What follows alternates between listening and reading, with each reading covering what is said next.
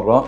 அதனால தயவு செய்து ஒரு வேண்டுகோளா வைக்கிறேன், மீடியா பிரஸ் மக்கள் யாருமே இங்க எங்களுக்கு இடைஞ்சல் பண்ணாம எங்களோட குறிப்பாக பத்திரிகையாளர் மீடியா அன்பர்கள் வருவதை தவிர்க்க வேண்டுமாறு ஏற்பட்டுச்சு அப்படின்றது தான் நான் சொல்ல முடியும். காரணம் சமீப காலமா இந்த மீடியாக்கள் அந்த கூட்டம் இருக்கு பாத்தீங்களா, அது அந்த அளவுக்கு குறிப்பா தமிழ்ல தான் இது நடக்குது, பிற மொழிகளில் அவ்வளவு இல்லை. மொத்தத்தையும் கவர் பண்ணணும் அப்படின்ற மாதிரி போட்டுட்டு இப்படி இறங்கி பண்ணிட்டு இருக்காங்க. அதோட இடையூறுகள் காரணமா தான் இந்த மாதிரி ஒவ்வொரு செலிபிரிட்டியும் இந்த துக்க சமயத்துல கூட பாத்தீங்கன்னா இவருக்கு முன்னாடி பாத்தீங்கன்னா நம்ம பழம்பெரும் தயாரிப்பாளர் மற்றும் அரசியல்வாதி திரு ஆரம்பி ஐயா அவர்கள் காலமானார். அவரோட நேரத்துகளோட பாத்தீங்கன்னாக்கா இதை வீடியோன்றது பாத்தீங்கன்னா இப்போ ஒரு தொலைக்காட்சிகள் இந்த மாதிரி அங்க நேர்ல போய் பார்க்க முடியாதவங்க, நேர்ல பார்க்க சந்தர்ப்பங்கள் இல்லாதவங்க இன்னைக்கு தளபதியுடைய ரசிகர்களா இருந்திருக்கலாம். அவங்க போயிட்டு முதல் முறையாக சில தினங்களுக்கு முன்பு பழம்பெரும் பின்னணி பாடகி திருமதி உமாரமணன் அவர்கள் வயது 72 அவரை காலமானார். அதை முன்னிட்டு அவருடைய கணவர் திரு ரமணன் அவர்கள் ஒரு வீடியோ பதிவு சோஷியல் மீடியாவில் வெளியிட்டார். அது என்னன்னா பார்த்தீங்கன்னாக்கா, என்னுடைய மனைவி நேற்று சாயங்காலம் ஒரு 7:45 மணிக்கு மரணமடைந்தார். அவருடைய துக்கத்தை நாங்கள் எங்கள் குடும்பத்துக்குள்ளே நாங்கள் இருக்கிற ஃபார்மாலிட்டிஸ் பூர்த்தி பண்ணலாம் அப்படின்னு ஆசைப்படுறோம். அதனால தயவு செய்து ஒரு வேண்டுகோளா வைக்கிறேன், மீடியா பிரஸ் மக்கள் யாருமே இங்க எங்களுக்கு இடைஞ்சல் பண்ணாம எங்களோட பிரைவசியை நீங்க மதிச்சு இதை தவிர்க்கணும் அப்படின்றது நான் ஒரு வேண்டுகோளா வைக்கிறேன் அப்படின்னு ஒரு வீடியோ பதிவு போட்டிருந்தாரு. வணக்கம், நான் ஏவி ரமணன் பேசுகிறேன். எனது மனைவி வயது 72 உமாரமணன் அவர்கள் இறைவனடி சேர்ந்தார்கள். 1ஆம் தேதி மே மாதம் பிறந்து மாலை 7:45 இந்த மாதிரி நடக்கும் என்று நான் எதிர்பார்க்கவில்லை, எனது மகனும் எதிர்பார்க்கவில்லை. குறிப்பாக பத்திரிகையாளர் மீடியா அன்பர்கள் வருவதை தவிர்க்க வேண்டுமாறு அன்புடன் நான் கேட்டுக்கொள்கிறேன். பிரைவசி காரணமாக திருமதி உமாரமணன் அவர்களுடைய விஷ் இது. She is lady of substance. நான் அடிக்கடி குரு என்று சொல்வேன். அந்த வகையில் திருமதி உமாரமணன் அவர்கள் இறைவனடியில் இளைப்பாற தாங்கள் வேண்டுமாறு கேட்டுக்கொள்கிறேன். நன்றி, வணக்கம். ஒவ்வொரு செலிபிரிட்டி வீட்டில் கூட இந்த மாதிரி ஒரு சூழ்நிலையில் கூட பார்த்தீங்கன்னாக்கா அந்த சோகத்தையும் தாண்டி இந்த மாதிரி ஒரு சில வீடியோ பதிவுகள் போட வேண்டிய அவசியங்கள் ஏற்பட்டுச்சு அப்படின்றது தான் நான் சொல்ல முடியும். காரணம் சமீப காலமாக இந்த மீடியாக்கள் அந்த கூட்டம் இருக்குது பார்த்தீங்களா, அது அந்த அளவுக்கு குறிப்பாக இது தமிழில் தான் இது நடக்குது, பிற மொழிகளில் அவ்வளோ இல்லை. ஏன்னா நான் எல்லா வீடியோஸில் நம்ம பார்த்துட்டு தானே இருக்கோம்.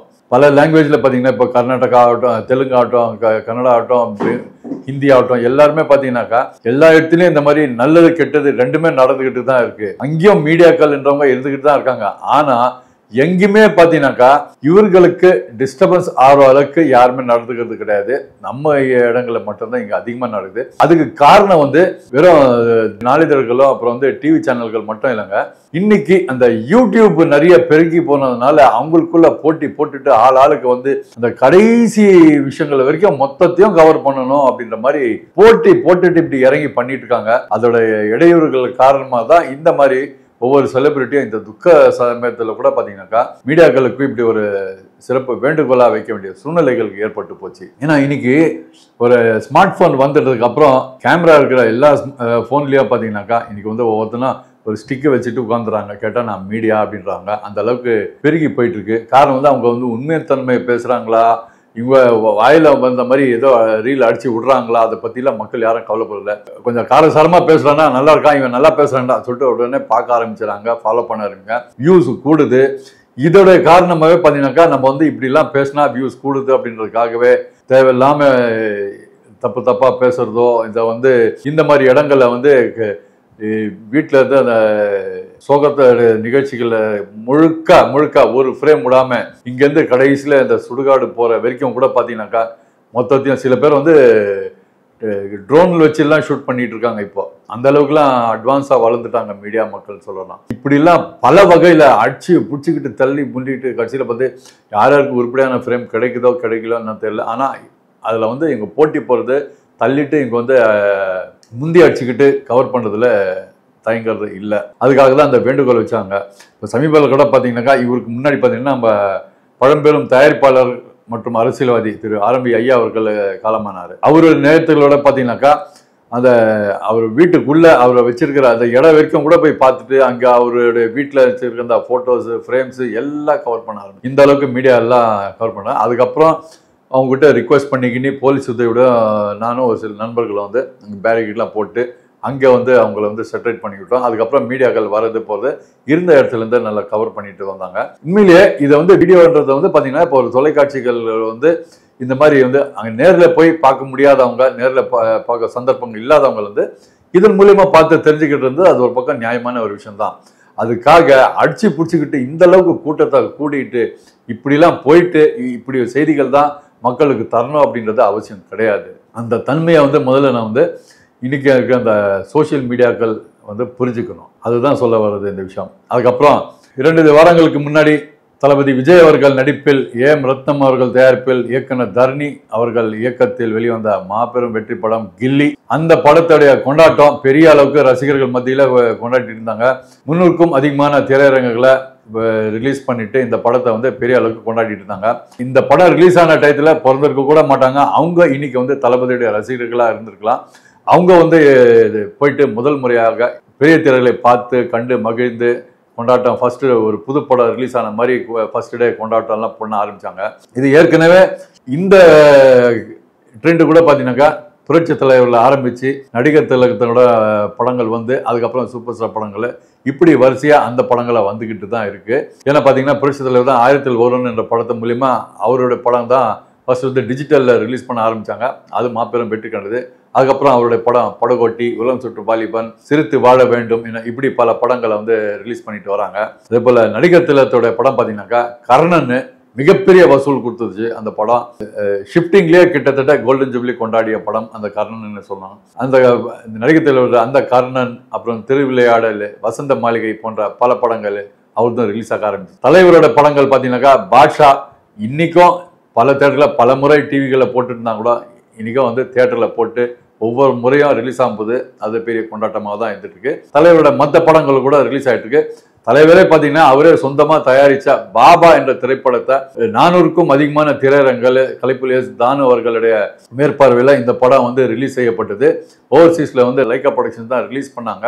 400+ ஸ்க்ரீன்ஸில் இந்த படத்தை ரிலீஸ் பண்ணி 2 வாரங்கள் நல்லா சிறப்பாக ஓடி இருக்கு. அதாவது 2002 ரிலீஸ் ஆகி ஃப்ளாப் படம் அப்படின்ற விமர்சகர்களால் சொல்லப்பட்ட அந்த திரைப்படம் மீண்டும் வந்து புது பொலிவுடன் ரிலீஸ் ஆகி இதே புது படம் போல பெரிய கொண்டாட்டமாக கொண்டாடிச்சு. பல தியேட்டர்களில் காலை காட்சி, விசேஷ காட்சிகள்ல ரசிகர் காட்சி மாதிரி போட்டு அங்கேயும் ரசிகர்கள் ஆரவாரத்துடன் கண்டு மகிழ்ந்தாங்க.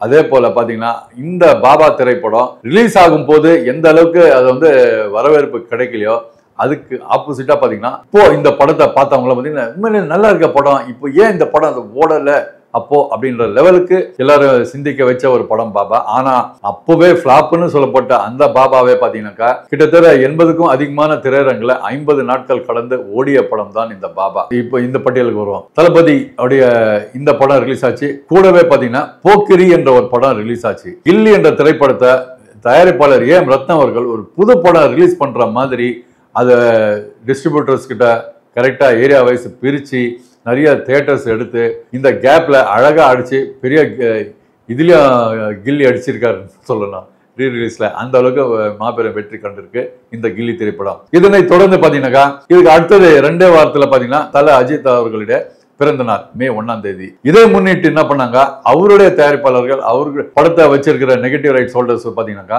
தல அஜித் லைலா அவர்கள் நடிப்பில் ஏஆர் முருகதாஸ் இயக்கத்தில் வெளிவந்த படம் தீனா.